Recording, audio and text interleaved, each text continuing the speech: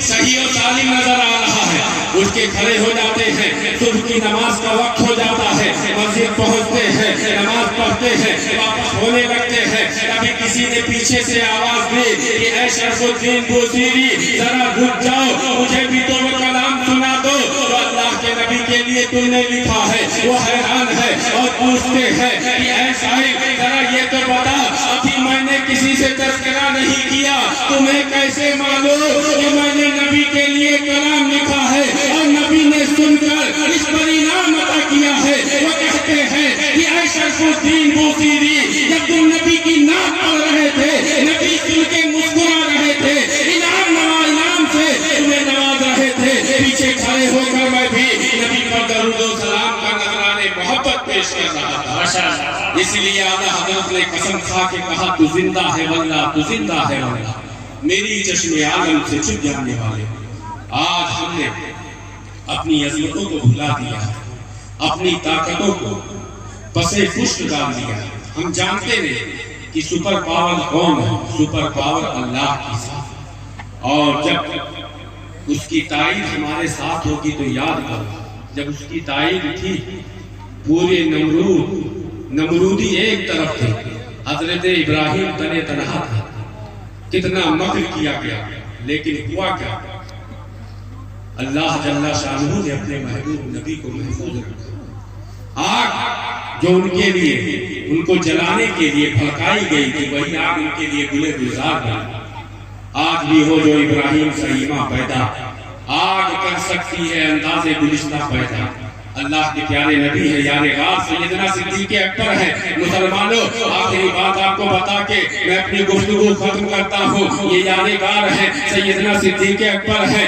آج اہل بیت کی محبت کے نام پر مولائیت کے دامے فریب میں لا کر لوگوں کو رافضیت کی طرف لے جایا جاتا ہے، لیکن قسم خدا کی سنیو، یہ تمہاری خوش بختی ہے کہ تم اہل بیت سے بھی محبت کرتے ہو اور نبی کے صحابہ سے بھی سچی محبت کرتے ہو، کیونکہ ہمیں معلوم ہے نبی کے آل سے محبت کرنا اگر ایمان کا حصہ ہے تو وہی نبی کا فرمان یہ بھی ہے، اصحابی کا نجوم بھی ایہم اقتدیتم اہتدیتم، کہ اے لوگو، اے میرے امتیوں یاد رکھنا یہ صحابہ یہ ستاروں کی مانند ہے، ان میں سے جس کسی کے اقتدا کرو گے ہدایت پا جاؤ گے۔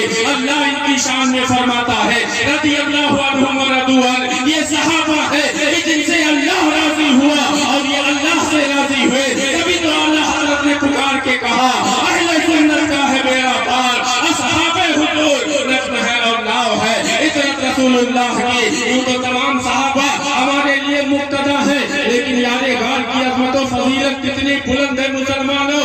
یہ شب معراج آنے والی ہے، اللہ کے نبی مسجد حرام سے مسجد اقصی تک، مسجد اقصی سے عرش اعظم تک گئے۔ آگے جب جانا ہوا آپ نے حضرت جبریل سے کہا تھا اے جبریل ساتھ چلو، حضرت جبریل نے کیا جواب دیا تھا؟ حضرت شیخ شادی سیرازی کی زبانی سنو، وہ کہتے ہیں کہ یا رسول اللہ اگر یکسرے موئے پر تک پرم فروغ تجلی بسوزت پرم، کہ یہاں سے اب جبریل کی طاقت نہیں آگے بڑھ کے جائے، کیونکہ اللہ نے آپ کو ایسا بنایا ہے کہ آپ نے جب اپنے اصحاب سے پوچھا تھا ایکم مثلی، کہ تم میں سے کون میری طرح ہے، کسی نے نہیں کہا تھا یا رسول اللہ میں آپ کے طرح ہوں، میں آپ کے جیسا ہوں۔ تبھی تو بریلی کے امام نے کہا، جس کو امام حضرت حسان ابن ثابت نے کہا تھا وَأَحْسَنَ مِنْ قَلَمْ تَرَكَّتُ عَيْنِي وَأَجْمَلَ مِنْ قَلَمْ تَلِدِ النِّسَاءَ خُلِقْتَ مُبَرًّا مِنْ كُلِّ عَيْبٍ كَأَنَّكَ قَدْ خُلِقْتَ كَمَا تَشَاءُ، جس کی ترجمانی کرتے ہوئے